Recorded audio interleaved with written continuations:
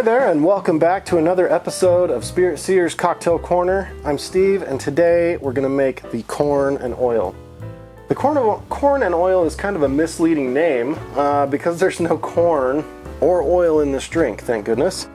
Now I have made this with other ingredients. I've been playing around with it a fair bit, and we can go into some of those riffs, if you'd like, a little bit later on in the video. However, for right now, we're going to make it the traditional way. So first, let's get our stirring glass. So the importance of a stirring glass is not only to mix, but we're also providing dilution for our cocktail. And if you ever wonder, how do we decide whether to stir a cocktail or to shake it? Traditionally, the cocktails that are all spirit, meaning that there's no juices or anything like that, those are always going to be stirred cocktails because there's no need for aeration and we don't want to overly dilute them, but we want to dilute them enough. So that's where the stirring glass comes in. So first we'll add our rum. This is Plantation's 5-year Barbados. I chose this one just because it's relatively easy to get regardless of where you are, and it is delicious. So 2 ounces of our corn and oil, 2 ounces of our rum for our corn and oil. Yeah, Barbados rum too, like if you're a whiskey person, Barbados rum is probably the closest that you're going to get to whiskey. So it can help kind of bridge that gap if you're unfamiliar with the territory. Then we're going to go with a 1/2 ounce, right? Yes, a 1/2 ounce of Falernum or Falernum, however you want to say it. Falernum is a liqueur that comes out of Barbados. It was originally medicinal. It's rum and lime and ginger and all sorts of spices. Now we do make our own here, however, just for the sake of being purists on this cocktail, Velvet Falernum is really like the classic one, but on a future episode of Barback we will show you how to make your own Falernum. It's a bit time consuming, but totally worth it. So a 1/2 ounce in with our rum. You'll notice that this is kind of thick. It's almost syrupy. It does have a fair amount of sugar in it. Now we're going to just add our ice.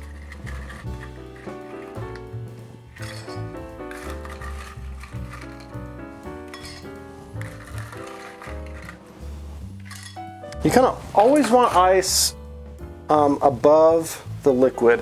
That way, as it dilutes down, you're not just putting too much water in it, right? Because the less ice there is, the quicker it'll melt. So another thing, when you're stirring your cocktail, kind of insert the spoon with the back towards the front of the glass. And then as we stir, we're going to bring that so that the back of the spoon, it kind of always touches the glass. So it just takes a little bit of practice, but it's really not that hard once you get the hang of it. So just kind of take a hold of your mixing glass and stir.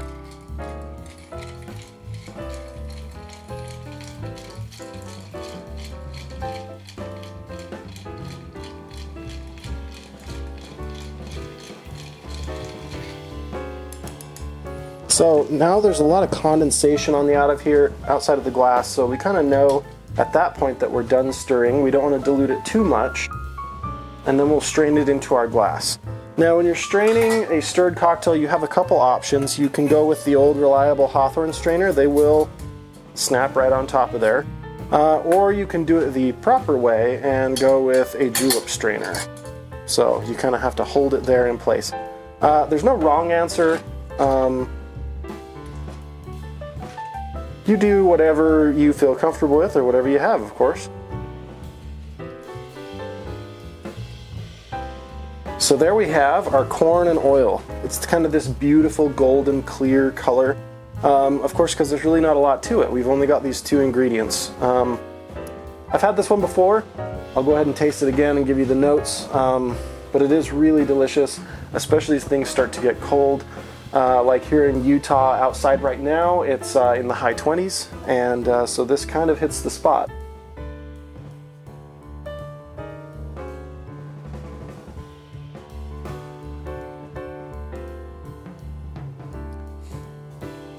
That is pretty close to what I would consider like the perfect stirred cocktail.